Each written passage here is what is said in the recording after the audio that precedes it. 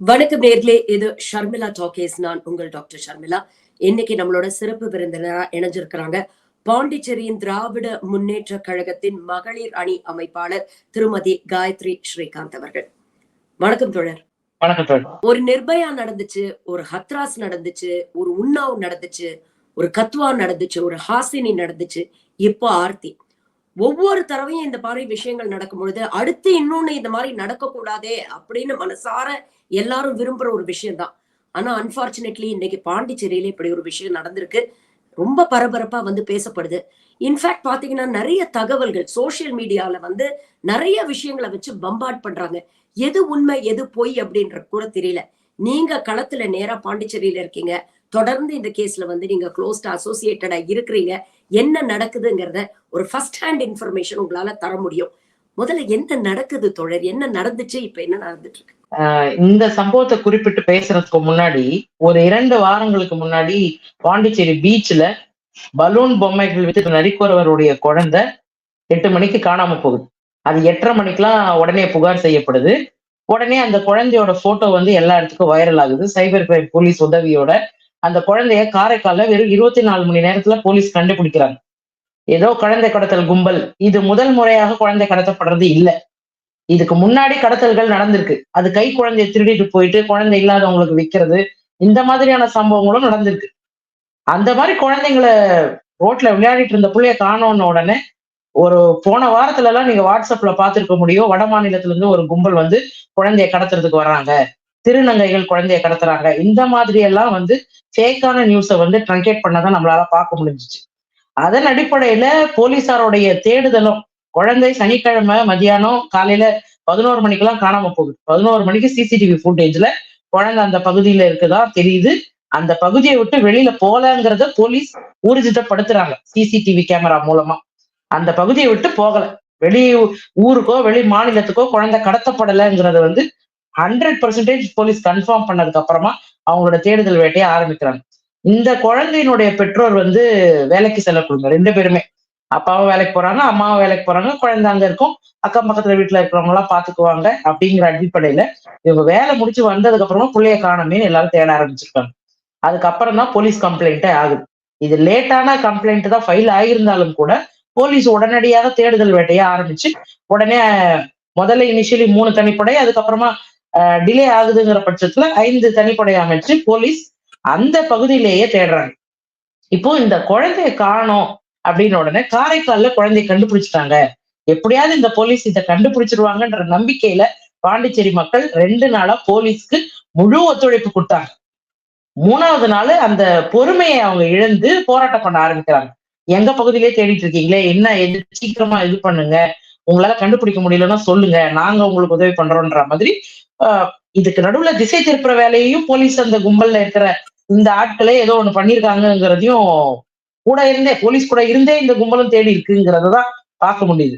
அப்போ போலீஸ் வந்து அந்த பகுதிய ஒரு பாதுகாக்கப்பட்ட பகுதியா கிடுக்குப்புடியோட அந்த போலீஸ் வளையத்துக்குள்ள என்டையர் ஜோனை கொண்டு வரல. பாண்டிச்சேரிங்கிறதே வந்து பாத்தீங்கன்னா ஒரு சின்ன ஊரு. இவங்க வசிக்கக்கூட பகுதியில வந்து பாத்தீங்கன்னா குறைந்தது ஒரு 100 வீடு இல்ல 150 வீடு இருக்கும், வெரி க்ளோஸ்லி கனெக்டட். அந்த பகுதியை ஒரு பாதுகாக்கப்பட்ட பகுதியா 144 தடை உத்தரவு பிறப்பிச்சு வெளியில இருந்து யாரும் உள்ள வரக்கூடாது, உள்ள இருந்து யாரும் வெளியில போகக்கூடாது, முழுமையான பாதுகாப்பு சோதனைகளை இந்த குழு உடனடியா இந்த தனிப்படை செஞ்சிருக்கணும். மாவட்ட ஆட்சியரோட தலையீடு இருந்திருக்கணும். மாவட்ட நிர்வாகத்தினுடைய மூத்த காவல் அதிகாரிகள் எல்லாம் நேரடியா களத்துல இறங்கி கடற்படையில இருந்து காவாயில இருந்து எல்லா இடத்துலயுமே ஊரே தேடுது. அந்த காவாயிலம் கூட இறங்கி எல்லாம் பார்த்திருக்காங்க இளைஞர்கள். அப்போ கிடைக்காத குழந்தை இந்த 3 நாள் கழிச்சு எப்படி கிடைச்சிச்சு அப்படிங்கிற கேள்விய அந்த பகுதி மக்களே கேள்வி கேட்கிறாங்க. அந்த சிறுமியோட வீடுங்கிறது எப்படி இருக்குன்னு பாத்தீங்கன்னா டி வடிவத்துல பாருங்க. இந்த குழந்தையோட வீடு இந்த தெருமுனையில இருக்கு அப்படின்னா அங்க இருந்து உள்ள வந்தா ஒரு ரோடு, அந்த ரோடுக்கு ஏத்த மாதிரி புதுசா கட்டப்பட்டு கொண்டிருக்கக்கூடிய கோயில், அந்த கோயிலுக்கு பின்னாடிதான் அந்த வாய்க்கால் இருக்கு. அப்போ அந்த பகுதியில அந்த மக்கள் எல்லோருமே தேடி இருக்காங்க.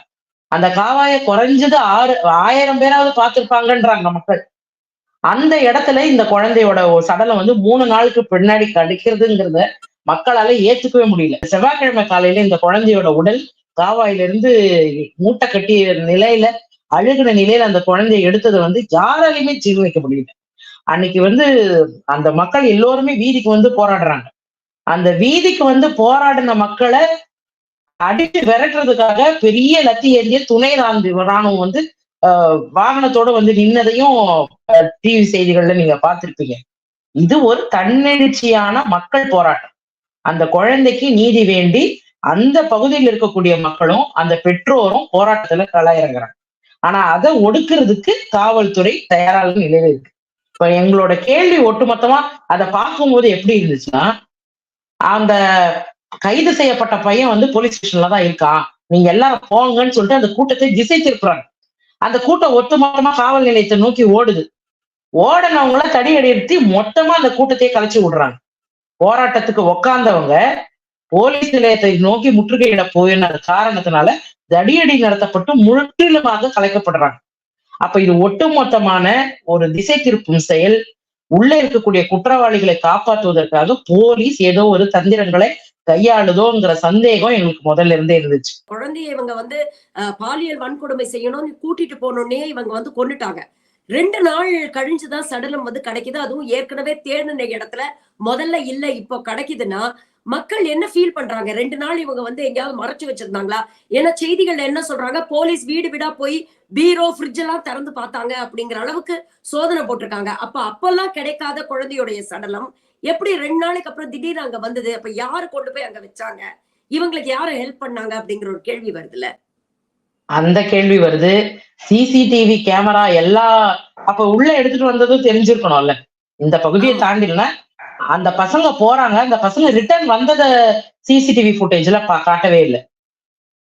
அவனுங்க கூலிப்பு வாங்க போனதா ஒரு தகவல் சொல்றாங்க.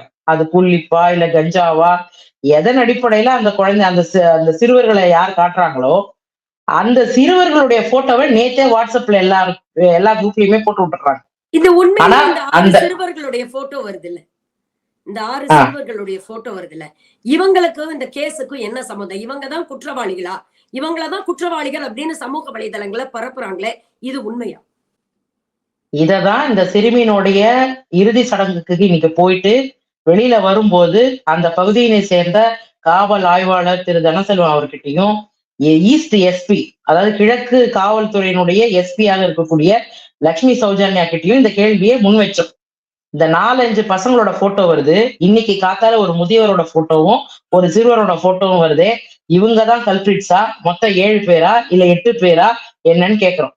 இது எல்லாமே நாங்க அனுப்பல, இதெல்லாம் வந்து வைரல் ஆயிருக்கு, this was not confirmed by the police department அப்படின்னா அந்த குழந்தைகளை பெற்றெடுத்த பெற்றோர்களுடைய குடும்பத்தினருடைய மனநிலையே என்னவா இருக்கும்? அந்த மென்டல் டிராமா ஏன் வந்து இப்படி ஹராஸ் பண்ணணும்? அந்த கேஸுக்கும் இவங்களுக்கும் சம்மந்தம் இல்லைன்னா அந்த பசங்களுடைய புகைப்படத்தை, அந்த பையன் ஒரு கல்லூரியில படிக்கலாம் இல்ல ஸ்கூல்ல படிக்கலாம், ஏதோ ஒரு நிலையில இருக்கிறாங்கன்னும் போது அந்த புகைப்படத்தை வெளியிட வேண்டிய அவசியம் என்ன? அப்ப காவல்துறையினுடைய மூத்த அதிகாரியோ டிஜிபியோ ஐஜியோ இல்ல எஸ்எஸ்பியோ இல்ல உள்துறை அமைச்சரோ ஏன் இன்னும் பத்திரிகையாளர் சந்திப்பை நடத்தலைங்கிற கேள்வியை முன் வச்சு இன்னைக்கு நாங்க கேள்வி எழுப்பணும். ஆனா அதுக்கு அவங்க சொன்ன பதில், நாங்க விரைவில் வைக்கிறோம், நாங்க இதுல எல்லாம் பிஸியா இருக்கோம், போராட்டங்கள்ல பிஸியா இருக்கோம், கேஸ்ல பிஸியா இருக்கோம், இதுல எங்களால கான்சென்ட்ரேட் பண்ண முடியல. அதுக்குன்னு ஒரு வதந்தியை இப்படி பரவ விட்டுட்டு வேடிக்கை பார்ப்பீங்களா? அப்போ உண்மையான தகவல் என்ன எங்களுக்கு தேவை? இன்னைக்கு காத்தால திமுக சார்பில் நாங்க வெளியிட்ட அறிக்கையில கூட இந்த குழந்தையினுடைய மரணத்தை குறித்து வெள்ளை அறிக்கை புதுச்சேரி அரசு வெளியிடணும். உண்மையா நடந்தது என்ன, உண்மையான குற்றவாளிகள் யார் அப்படிங்கிறத அம்பலப்படுத்தணும் அப்படிங்கிறது எங்களோட கேள்வி. என்னன்னா, ஒருவேளை இந்த குழந்தை பாலியல் பலாத்காரம் செய்யப்பட்டு ஏதோ ஒரு இடத்துல அடைச்சு வைக்கப்பட்டு துணை ராணுவம் வருதுன்னு உடனே வந்து மூட்டை கட்டி போட்டுட்டாங்களா? அந்த கேள்வி எங்களுக்கு இருக்கு. அப்போ யார் வீட்டுல மறைச்சு வச்சிருந்தாங்க? அந்த வீட்டினுடைய ஓனரை பாதுகாக்கிறதுக்காக இது காவாயில இருந்து எடுத்துட்டா there is no one is responsible. இது காவாயில போட்டா இது எங்கேயோ கடந்துச்சு, அதனால யாருக்கும் இது சம்பந்தம் இல்லைன்னு ஆக்குறதுக்காக இத காவாயில போட்டாங்களா?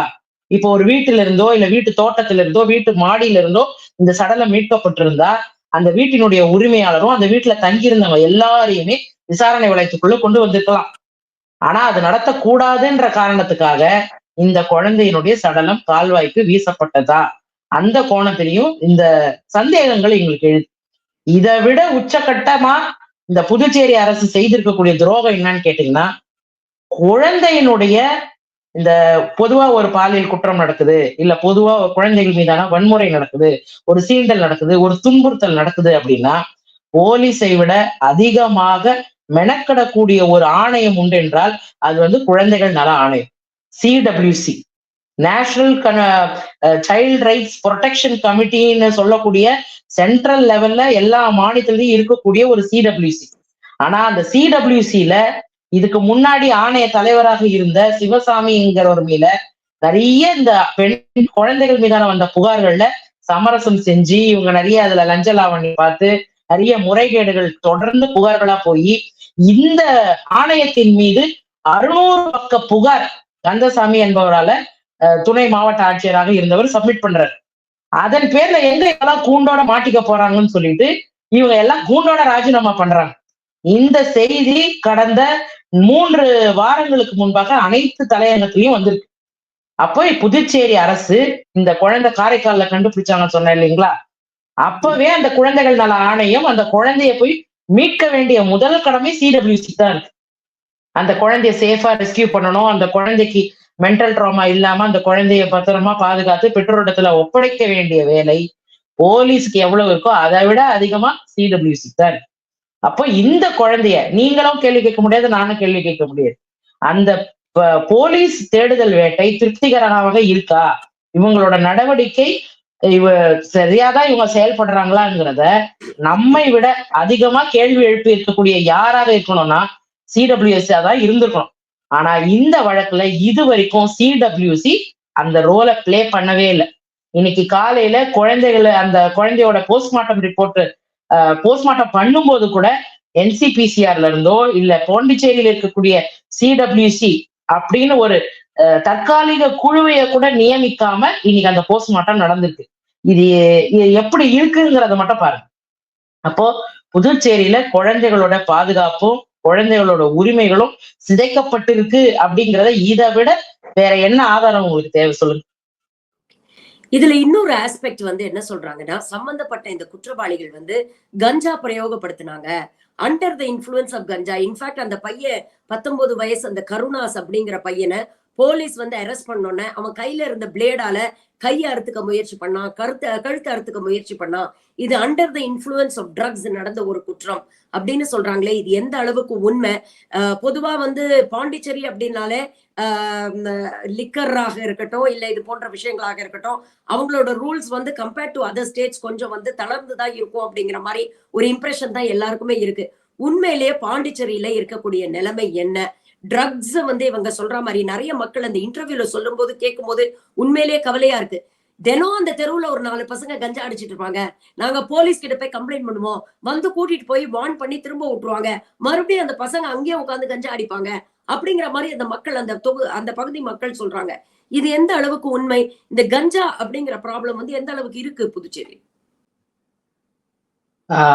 குறிப்பா சொல்ல போனா அந்த முத்தியால்பேட்டை பகுதியில தொடர்ந்து இந்த கஞ்சாவரால பல தரப்பட்ட வழக்குகள், குடிச்சிட்டு ஏன்டா இங்க உட்காந்து குடிக்கிறேன்னு கேள்வி கேட்டவங்க அடிச்ச சம்பவமும் அங்க நடந்திருக்கு. கஞ்சா அடிச்சுட்டு குளிச்சுட்டு இருந்த ஒரு பெண்மணியை எட்டி பார்த்த சம்பவம் நடந்திருக்கு. இதனோட தொடர்ச்சியா இன்னைக்கு இந்த சிறுமியை வந்து பாலியல் வன்கொடுமை செஞ்சு கொலை செஞ்சு தூக்கி வீசப்பட்ட நிகழ்வும் நடந்திருக்கு.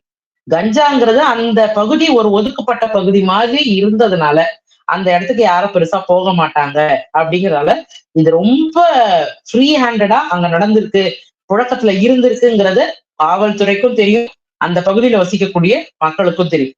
நமக்கு ஏன் வம்பு அப்படின்னு கடந்து போனதனுடைய வெளிப்பாடுதான் இது. காவல்துறை அவங்க சின்ன பசங்க, அவங்களை வச்சு நம்ம என்ன பண்ண போறோம், மிரட்டி விட்டு 4 பேர் பஞ்சாயத்துக்கு போனாங்கன்னா அப்படியே அனுப்பி விடுறதுதான் வழக்கமா வச்சிருந்திருக்காங்க. அப்போ இதையும் தாண்டி போன வாரத்துல ஒரு மருத்துவ மாணவி போதை ஸ்டாம்ப் பயன்படுத்தினாங்கன்னு சொல்லிட்டு கைதாகிருக்கிறத இந்த நேரத்துல நான் குறிப்பிட்டு சொல்லணும்னு நினைக்கிறேன். அப்போ போதை ஸ்டாம்பினுடைய புழக்கமும் இங்க இருக்கு, கஞ்சா புழக்கம் இருக்கு. இங்க வெளி மாநிலத்திலிருந்து வரக்கூடிய இளைஞர்களை ஈர்க்கும் வண்ணம் இந்த பல்வேறுபட்ட போதை வஸ்துக்கள் இங்க மலிவான விலையில கிடைக்கிறதுக்கான வாய்ப்பை இங்க புதுச்சேரி அரசு பல்வேறு ரெஸ்டா பார்களை புதுசா திறந்ததுனால இந்த போதைகளின் நுழைவு வாயிலா புதுச்சேரி மாறி இருக்கு. இன்னொன்னு காரைக்கால்ல அதானி போர்ட்டை வாங்கியாச்சு. அப்ப அதானி போர்ட் வழியா காரைக்காலுக்கும் பாண்டிச்சேரிக்கும் பாஜக ஆளக்கூடிய மாநிலங்களையும் எளிமையாக இந்த கஞ்சா கடத்தலுங்கிறது நடக்குதுங்கிறத தான் இந்த நேரத்துல நாங்க பதிவு செய்யறோம். உள்துறை அமைச்சராக இருக்கக்கூடியவர் பிஜேபியை சார்ந்தவர் என்பதை இந்த நேரத்துல குறிப்பிட்டு நான் சொல்ல வேண்டிய அவசியம் இருக்கு. இந்த சிறுமியினோட மரணத்துக்கு அவர் தார்மீக பொறுப்பேற்று அவர் ராஜினாமா செய்ய வேண்டும் என்ற ஒற்றை கோரிக்கையை வலியுறுத்தி இன்னைக்கு எதிர்கட்சி தலைவர் இன்னைக்கு பத்திரிகையாளர் சந்திப்பையும் நடத்தியிருக்கார். அப்போ 3 நாளா குழந்தைய காணல. ஆனா இவர் மலேசியாவுக்கு போயிட்டு வந்தார் தெரியுங்களா, இந்த 3 நாளா அவர் ஊர்ல இல்ல. அப்ப என்ன நிலைமையில பாண்டிச்சேரி இருந்திருக்கும்னு பாருங்க. எஸ்எஸ்பி லீவ்ல இருக்கிறாங்க. ஒரு 2 வாரத்துக்கு முன்னாடி ஒரு கர்ப்பிணி கணவன் ஃபர்ஸ்ட் ஆனிவர்சரிக்காக வீட்டை அடிச்சு நீ வீட்டுக்கு போய் 5 சவரன் நகை சரடு கேளு அப்படின்னு அந்த பொண்ணை குனிய வச்சு இந்த மாஸ்டர் சைட்ல கையில போட்டிருந்த காப்பை எடுத்து அந்த பொண்ணோட முதுகுலையும் கையிலையும் வயிற்றுலையும் அடிச்சு அந்த குழந்தை அசைவே இல்லாம போய் மகப்பேறு மருத்துவமனையில அட்மிட் ஆகிறான். அந்த இடத்துல எஃப்ஐஆர் பதிவு பண்ணி 4 பிரிவின் கீழே நான் பேலபிள் செக்ஷன்ஸ் போட்டு அவன் மேல கேஸ போட்டு உருளையன்பேட்டை காவல் நிலையத்துல வழக்கு பதிவு செய்யறாங்க. இந்த வழக்கு பதிவு செய்தத உருளையன்பேட்டை காவல் நிலையத்திலே இருக்கக்கூடிய ஒரு சுயேட்சை எம்எல்ஏ நேருங்கிறவரு தான் படை சூழ ஒரு 50 பேர் போய் போலீஸ் ஸ்டேஷனை முற்றுகையிடுறாங்க. இது ஒரு ஆஃப்டர் ஆல் ஒரு ஃபேமிலி கேஸ். புருஷனா அடிப்பான் தான் பொண்டாட்டிய, எதுக்கெல்லாம் வந்து கேஸ் போடுவாங்களா, நான் பெயிலபிள் போடுவாங்களா அப்படின்னு சொல்லி அந்த கேஸ் மேல அந்த ஆள் மேல நடவடிக்கை எடுக்காம அந்த ஆளை தலைமறைவாவே வச்சிருந்து இன்னைக்கு அந்த ஆள் பெயில்ல வந்திருக்கான். அப்ப பெண்ணினுடைய பாதுகாப்பு எப்படி இருக்குன்னு பாத்துக்கோங்க. வயிற்றுல இருக்க சிசுல இருந்து இந்த குழந்தை வரைக்குமே பெண்கள் வரைக்குமே இங்க பாதுகாப்பு இல்லைங்கிறது தான். மகளிர் ஆணையமே செயல்படல பாண்டிச்சேரியில. இங்க யார் மகளிர் ஆணைய தலைவினே தெரியல. இப்ப இந்த விஷயத்துல கூட தொடர் சமூக வலைதளங்கள்ல சில பதிவுகளை பார்க்க முடிஞ்சது. சம்பந்தப்பட்ட குற்றவாளி ஒருத்தர் வந்து RSS பின்னணி இருக்கிறவரு, அதனால போலீஸ் அவங்களுக்கு ப்ரொடெக்ட் பண்ண ட்ரை பண்றாங்க, இந்த அரசாங்கம் அவங்களை ப்ரொடெக்ட் பண்ண ட்ரை பண்ணுதுன்னு சொல்றாங்களே, இது எந்த அளவுக்கு உண்மை? இது வெறும் வதந்தி தானா, இல்ல இது பின்னால ஏதாவது உண்மை? இல்ல, இது வரைக்கும் அந்த மாதிரி செய்தி உறுதிப்படுத்தப்பட்ட செய்தியா அது இன்னும் வெளியே வரல. அதனால இது வந்து நம்மள டீவியேட் பண்றதுக்காகவும் நாம வந்து இவங்க சொல்ற பொய் தகவலை பாத்தீங்களா, எப்படி பொய் சொல்றாங்க பாத்தீங்களா, RSS மேல இவங்க பொய் பரப்புறத பாத்தீங்களான்னு கட்டங்கட்டி ரவுண்டு கட்டி காட்டுறதுக்காக எவனோ பரப்புன செய்தியா கூட இருக்கலாம். அதனால இது கூட்டத்துக்குள்ளேயே உக்காந்துக்கிட்டு வதந்தி பரப்பக்கூடிய வேலைய போலீஸும் செய்து அரசியல்வாதியும் செய்யறாங்கிறதுதான் நாம உள்ளடி நேரடியா களத்துல இருந்து நாங்க பார்த்தது. இப்ப வந்து பெண்ணுடைய சடலத்தை பார்க்க வந்து ஆளுநர் தமிழிசை சவுந்தரராஜன் போயிருக்கிறாங்க. அங்க பொதுமக்கள்லாம் சேர்ந்து இங்க வராதீங்கன்னு சொல்லி அவங்கள விரட்டி அடிச்சிருக்கிறாங்க அப்படிங்கிற வீடியோ வந்து நம்மளால சமூக வலைதளங்கள்ல பார்க்க முடிஞ்சது. பொதுவா தமிழ்நாட்டுல ஒரு பிரச்சனை அப்படின்னா உடனே மூக்க நுழைச்சு கருத்து சொல்லக்கூடிய டாக்டர் தமிழிசை இந்த விஷயத்துல வந்து பேசும் பொழுது அவங்களுடைய அந்த காணொலியை கேட்க முடிஞ்சது. கடுமையான நடவடிக்கை எடுக்கணும் தான், தண்டனை வாங்கி கொடுக்கணும் தான், ஆனா மக்கள் கொஞ்சம் பொறுமையா இருக்கணும், இந்த விஷயத்த அரசியலாக்காதீங்க அப்படிங்கிற ஒரு விஷயத்த சொல்றாங்க. இது எப்படி பாக்குறீங்க? ஆளுநர் தமிழிசை வரும்போது நாங்க எல்லோரும் அங்கதான் இருந்தோம். திமுக மகளிர் அணியை சேர்ந்த நிர்வாகிகள் 20 பேர் அங்க இருக்கோம். காங்கிரஸ் கட்சியை சேர்ந்த மகிழா காங்கிரஸை சேர்ந்த ஒரு 20 பேர் அங்கதான் இருக்கும். விடுதலை சிறுத்தைகள் இருக்கிறவங்களும் அங்கதான் இருக்காங்க. கம்யூனிஸ்ட் தோழர்களும் அங்கதான் இருக்காங்க. பல்வேறு சமூக நல அமைப்புகளை சேர்ந்தவங்களும் அங்கதான் இருக்காங்க. ஆனா நாங்க யாரும் போய் முற்றுகையிட்டு போராட்டம் பண்ணல. முழுக்க முழுக்க அந்த பகுதி மக்கள், அந்த குடும்பத்தை சார்ந்தவர்கள் மட்டுமே அவங்கள சுத்தி முற்றுகையிட்டு போராட்டம் பண்ணி, எதுக்கு இங்க வந்தீங்க, குழந்தைய ஒழுங்கா மூட்டை கட்டினாங்களான்னு பாக்குறதுக்காக வந்தீங்களா அப்படிங்கிற கேள்வியை வலியுறுத்தி ஆளுநரே வெளியேறு அப்படிங்கிற முழக்கத்தையே முன் வச்சு அந்த அம்மா உள்ளேயே போடல. கார்ல வந்தவங்க அப்படியே யூட்டர்ன் போட்டு போயிட்டாங்க. இதுதான் இன்னைக்கு நடந்துச்சு. இவங்க தெலுங்கானாவுக்கு முழு நேர ஆளுநர், பாண்டிச்சேரிக்கு பொறுப்பு துணைநிலை ஆளுநர். ஆனா எந்த வகையிலையும் பொறுப்பே இல்லாம 2.5 வருஷமா எங்களை ஆண்டுகள் இருக்காங்க. ஒரு பொறுப்புக்கு 6 மாசம் போடலாம், 3 மாசம் போடலாம், இல்ல 1 வருஷம் போடலாம். 2.5 வருஷமாவா உட்காந்துக்கிட்டு இவங்களை எங்க மேல தலையில கட்டி வச்சிருக்கீங்க?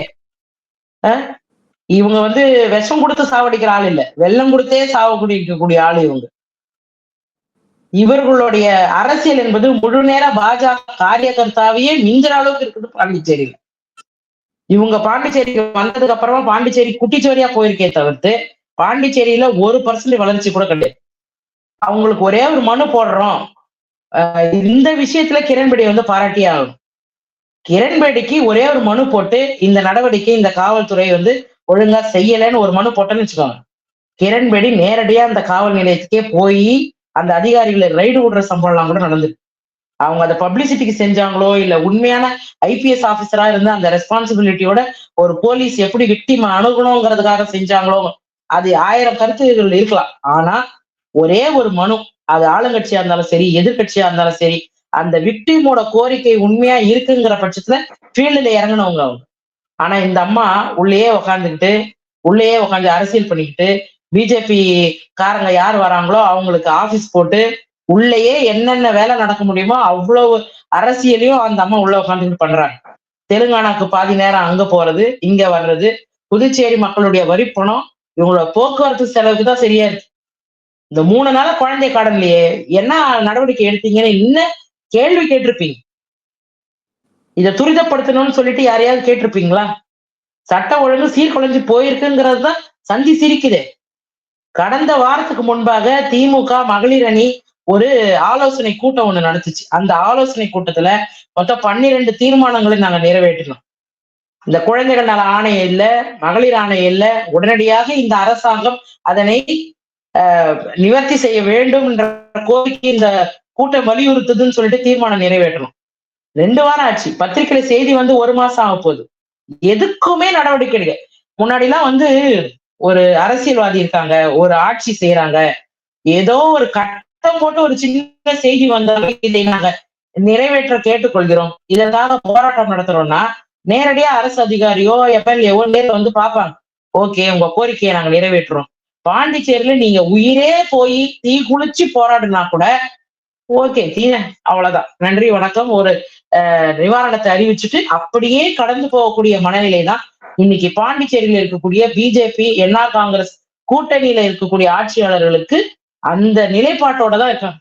போராட்டம் பண்றியா பண்ணிக்கோ, பத்திரிகையில எழுதுறியா எழுதிக்கோ, திட்டுறியா திட்டிக்கோ. சூடு சொரண வெக்கம் மானமற்ற ஒரு சுயமரியாதையே இல்லாத ஒரு ஆட்சியாளர்கள் தான் இன்னைக்கு பாண்டிச்சேரியில இருக்காங்க. நடிகை குஷ்பு அவர்கள்ட்ட ஒரு பத்திரிகையில கருத்து கேட்கிறாங்க. அவங்க சொல்றாங்க, இதுல சம்பந்தப்பட்ட மைனர்ஸ் இவங்க எல்லாருமே சிறார்கள், இவங்களுக்கெல்லாம் அடல்ட்டா அவங்கள ட்ரையல் பண்ணி அவங்களுக்கு கடுமையான தண்டனை கொடுக்கணும் அப்படின்லாம் சொல்றாங்க. ஆனா பாண்டிச்சேரியில ட்ரக்ஸ் அதிகமா இருக்கு, சட்டம் ஒழுங்கு கெட்டு போச்சு அப்படிங்கிற ஒரு கேள்வி கேட்கும் போது அவங்க சொல்றாங்க, நீங்க இது என்சிடபிள்யூட பர்வியூலயே வராது, தேசிய மகளிர் ஆணையத்துக்கும் இதுக்கும் பாக்சோ சட்டத்துக்கும் சம்பந்தமே கிடையாது, இதெல்லாம் பத்தி தெரியாம நீங்க எங்க கிட்ட கேள்வி கேட்கறீங்க, உங்களுக்கு சட்டமும் தெரியல, நீங்க எல்லாம் பத்திரிகையாளர்கள் அப்படின்னு பத்திரிகையாளர்களை சாடுறாங்க. இன்னொரு விஷயத்த தெளிவா சொல்றாங்க, நான் இங்க வெறும் ஒரு தாயா மட்டும்தான் என் கருத்தை பதிவு பண்றேன், ஒரு என்சிடபிள்யூ ஆபீஸ் பேரராவோ இல்ல ஒரு பாஜகவை சார்ந்த ஒரு அரசியல்வாதியோ நான் இல்ல, நான் வெறும் தாயா மட்டும்தான் என்னுடைய கருத்தை பதிவு பண்றேன் அப்படின்னு சொல்லி இந்த கொஸ்டின்ல இருந்து எஸ்கேப் ஆக முயற்சி பண்றாங்க. மீண்டும் அந்த தொகுப்பாளர் கேக்குறாங்க. கேட்டோன்னு அவங்க சொல்றாங்க, ஒரு மரம் நல்ல விருட்சமா வளர்ந்துருக்கு இந்த ட்ரக்ஸ் அப்படிங்கிற ஒரு மரம், இத வேரோட அறுக்கணும், அந்த வேர் தமிழ்நாட்டுலதான் இருக்கு, பாண்டிச்சேரியில வெறும் கிளைகள் மட்டும்தான் இருக்கு, அந்த கிளைகளை வெட்டுறதுனால எந்த பிரயோஜனமும் இல்ல, வேற வெட்டணும் அப்படிங்கிற ஒரு கருத்தை சொல்றாங்க. குஷ்புவோட இந்த ஸ்டாண்ட நீங்க எப்படி பாக்குறீங்க? இது பச்சையான அயோக்கியத்தனமான ஒரு பொய்யை அஜெண்டாவோடு பரப்பக்கூடிய வேலைய பாஜக ஆட்டுக்குட்டி அண்ணாமலையில இருந்து இன்னைக்கு வேற வேற கட்சி தாவி கடைசியா போய் ஒரு புகலிடமா அடைஞ்சிருக்கக்கூடிய குஷ்பு வரை இதே பிரயோகத்தை பண்ணணுங்கிறதுதான் இவங்களோட அஜெண்டாவே. எல்லாரும் தமிழ்நாடுதான் root cause for all drugs அப்படின்னு சொல்லிட்டு போடுங்க ட்வீட்னு சொல்லிட்டு ஒரு 100 ட்வீட் அனுப்பி ஒரு டூல் கிட் கொடுத்து எல்லாரும் ஒரே மாதிரி ட்வீட் போடுறதுக்கு ஏவி விடப்பட்ட ஆடுகள். குஷ்புவும் ஒரு ஆடுதான், அவங்க என்ன இடத்துக்கு வெட்டப்படுவாங்கிறது அவங்களுக்கே தெரியாது. ட்ரக்ஸோட ஒட்டுமொத்த புகலிடமே குஜராத்தும் உத்தரப்பிரதேசம் தான்ங்கிறது ப்ரூவ் ஆயிருக்கு. அது மட்டும் இல்லாம ஜார்க்கண்ட்ல ஒரு 2-3 தினங்களுக்கு முன்பாக ஒரு தம்பதி 66 நாடுகள் சுற்றுப்பயணம் வந்தவங்க 67 நாடா இந்தியாவுக்கு வராங்க. அந்த 7 பேர் சேர்ந்து ஒரு கூட்டு பாலியல் வன்புறவல் செஞ்சு அந்த அம்மாவுக்கு வெறும் 10 லட்சம் ரூபாய் நிதி உதவி கொடுத்து நிவாரணம் இதுதான் அப்படின்னு சொல்லி முடிச்சுட்டு அந்த கேஸ் முடிஞ்சிட்டுதா? எந்த ஊடகமாவது அதை பத்தி ஒரு குறைந்தபட்சமாவது ஒரு வருத்தம் தெரிவிச்சாங்களா? இந்த நாட்டை ஆளக்கூடிய ஒரு குடியரசுத் தலைவர் அதை பத்தி பேசியிருப்பாங்களா? பிரதமர் அதை பத்தி பேசியிருப்பாங்களா? ஆனா இவங்க எல்லாம் பேசுறதோ பொங்குறதோ இவங்க ஆதரவு இல்லாத எதிர்கட்சிகள் ஆளக்கூடிய மாநிலங்கள்ல குறி வச்சு இது பண்ணுவாங்க. இன்னைக்கு ரங்கசாமிக்கும் அதே நிலைமைதான் நடந்திருக்குங்கிறது குஷ்பு மூலமா ரங்கசாமி அவர்கள் பாஜக கூட கூட்டணி வச்சது எப்படிப்பட்ட நிலைமையில அவர் இருக்காருங்கிறத நாங்க தினந்தோறும் பாக்குறோம். வாயை திறந்தே சொல்றாரு, ஏன்பா கொரோனாக்கு 4000 காசு போடுறேன்னீங்களே, 3 வாரம் ஆச்சே காசு போடலையேன்னு ஒருத்தர் போன் பண்ணி ரங்கசாமி கேட்கிறார். அப்ப சிஎம் சொன்ன பதில் என்னன்னா, இருப்பா நான் ஒன்னும் ராஜா இல்ல, எனக்கு கீழே மந்திரி இருக்காங்க, எனக்கு மேல இருக்கிறாங்க, எனக்கு கீழே இருக்கிறாங்க, நான் மட்டும் முடிவு எடுக்கிறது இல்ல அப்படின்றது. திருப்பி இந்த பட்ஜெட் போட்டு முடிச்சுட்டு என்னங்க நிதி இல்ல, நெருக்கடி இருக்கு, எப்போ இதுக்கெல்லாம் வேலை வாய்ப்பு எப்போ உருவாக்குவீங்க, எப்போ பணி அமைப்பீங்க அப்படின்னு கேட்டா, அப்பயும் அவர் என்ன சொல்றாருன்னா, என்னால இந்த ஆட்சியை பண்ண முடியல, எனக்கு அவ்வளவு மன நெருக்கடியா இருக்கு, மன உளைச்சலா இருக்கு, என்னால இங்க ஆட்சியை பண்ண முடியல அப்படின்ற வேதனை, மக்களுக்கு நல்லது செய்ய முடியலங்கிற வேதனையை தெரிவிப்பார். இதே பாஜக ஆளக்கூடிய ஒரு சட்டமன்ற உறுப்பினர், காலாப்பட்டினுடைய சட்டமன்ற உறுப்பினர் கல்யாண சுந்தரம் என்பவர் வந்து ஒரு அறிக்கை விடுறாரு. எல்லார் மத்தியிலும் பொதுப்படையா பேசுறாரு. வளம் கொழிக்கக்கூடிய எல்லா துறையும் என்ஆர் காங்கிரஸ் வச்சுக்கிச்சு, ஒண்ணுத்துக்குமே உதவாத போலீஸையும் கல்வித்துறையும் நம்ம கிட்ட கொடுத்துருச்சு அப்படின்னு ஒரு சிட்டிங் எம்எல்ஏ பேசுறாரு பிஜேபியில. ஒண்ணுத்துக்குமே உதவாத உள்துறையையும் கல்வித்துறையும் பிஜேபி கிட்ட கொடுத்துருச்சு, பிடபிள்யூடி கலால் எல்லாமே அவங்க கிட்டதான் இருக்கு அப்படின்னு ஒரு சிட்டிங் எம்எல்ஏ பேசுறாரு. அப்போ இது எல்லாத்தையும் பார்க்கும்போது இவங்களுக்கு இந்த ஆட்சிங்கிறது சம்பாதிக்கணும், இருக்கும்போதே என்ன சம்பாதிக்கலாம், என்ன கமிஷன் அடிக்கலாம் அப்படின்னு பார்க்கக்கூடியவங்க கிட்ட நீதியோ நேர்மையோ நியாயத்தையோ இந்த குழந்தைகளுக்கான உரிமையோ இல்ல மகளிருக்கான பாதுகாப்பையோ எப்படி கிடைக்குங்கிறீங்க? இதுதான் பாண்டிச்சேரியோட நிலைமை. ஆனா at the end of the day இது ஒரு கலெக்டிவ் ரெஸ்பான்சிபிலிட்டி இல்லையா தோழர்? ஒரு ஒன்றிய அரசுக்கும் இதுல ரெஸ்பான்சிபிலிட்டி இருக்கு, மாநில அரசுக்கும் இதுல ரெஸ்பான்சிபிலிட்டி இருக்கு. குறிப்பா பாண்டிச்சேரியில டபுள் இன்ஜின் சர்க்கார், மத்தியிலும் வந்து பிஜேபி தான், மாநிலத்திலையும் பிஜேபி அப்படிங்கும் பொழுது ஒரு கலெக்டிவ் ரெஸ்பான்சிபிலிட்டி, பீட் தமிழ்நாடு ஒரு பஞ்சாப் ஒரு ஜார்க்கண்ட் எந்த மாநிலமா இருந்தாலும் இது போன்ற விஷயங்களை வந்து கட்டுப்படுத்தணும் அப்படிங்கிற ஒரு ரெஸ்பான்சிபிலிட்டி கவர்மெண்ட் கிட்ட இருக்கு. இந்த ரெஸ்பான்சிபிலிட்டியை ஒட்டி பாஜக என்னென்ன நடவடிக்கைகள் எடுத்திருக்காங்க? இந்த கஞ்சா புழக்கத்தையோ ட்ரக்ஸை கட்டுப்படுத்தவோ பாண்டிச்சேரியில இது வரைக்கும் இந்த அரசாங்கம் ஏதாவது முயற்சிகளை எடுத்திருக்கிறாங்களா? தமிழ்நாட்டுல இருந்து டிஎன் அப்படின்னு போர்டு போட்டு கார் உள்ள வருதுனாலே உடனே மடக்கி 5000 ரூபாய் ஃபைன், 4000 ரூபாய் ஃபைன், 2000 ரூபாய் ஃபைன். வந்த டூரிஸ்டுங்களுக்கு தெரியும் இது நடந்திருக்குன்ட்டு. தமிழ்நாடு வண்டி பெங்களூர் வண்டி பார்த்துட்டாங்கனாலே போதும், இவங்க கேஏன்னு போட்டிருந்தா போதும், உடனே அவங்கள ஓரம் கட்டுங்க அப்படின்னு சொல்லி கலெக்ஷன். ஆனா இந்த கஞ்சாவின் மீது எந்த விதமான நடவடிக்கையுமே எடுக்கல. ஸ்கூலுக்குள்ள கஞ்சா கிடைக்குது, ஸ்கூல்ல கிடைக்குது, அந்த போதை ஸ்டாம்ப் வந்து காலேஜுக்குள்ள கிடைக்குது. அப்ப இதெல்லாம் எப்படி போச்சு?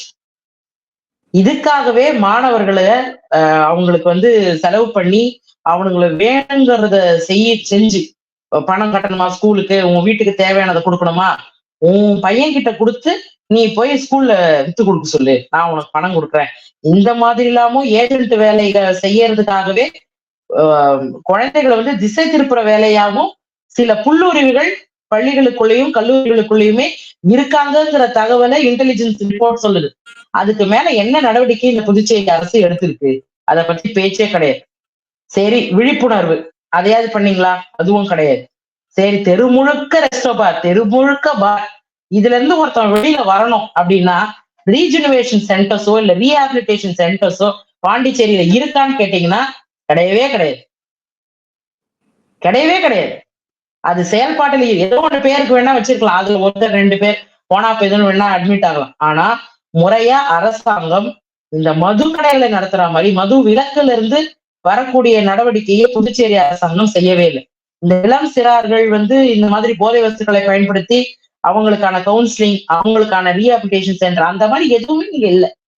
அப்போ கவர்மெண்ட் முழுமையாக புதுச்சேரியில இருக்கக்கூடிய இளைஞர்களுக்கு இந்த போதை வஸ்துக்கள் எங்கிருந்து வருது எல்லா ஏஜென்ட்டுமே உங்களுக்கு தெரியும், எல்லா ஏஜென்ட்டுகளும் தெரியும், எந்த தெருவுல எவன் என்ன பண்றான் ஏது பண்றான் எல்லாமே காவல்துறைக்கு தெரியாம கிடையாது.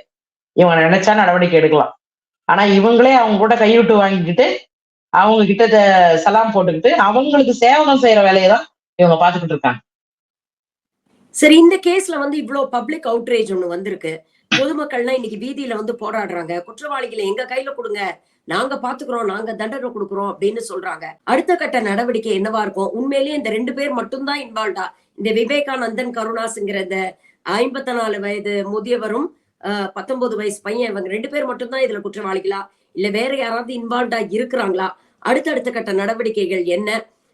அரசியல் ரீதியாக எதிர்க்கட்சிகள் அங்க இருக்கக்கூடிய பொதுமக்களோட சேர்ந்து நியாயம் கேட்கக்கூடிய எதிர்க்கட்சிகளாக நீங்கள் என்னென்ன நடவடிக்கைகள் எடுக்கிறதா இருக்கீங்க? What is the future plan?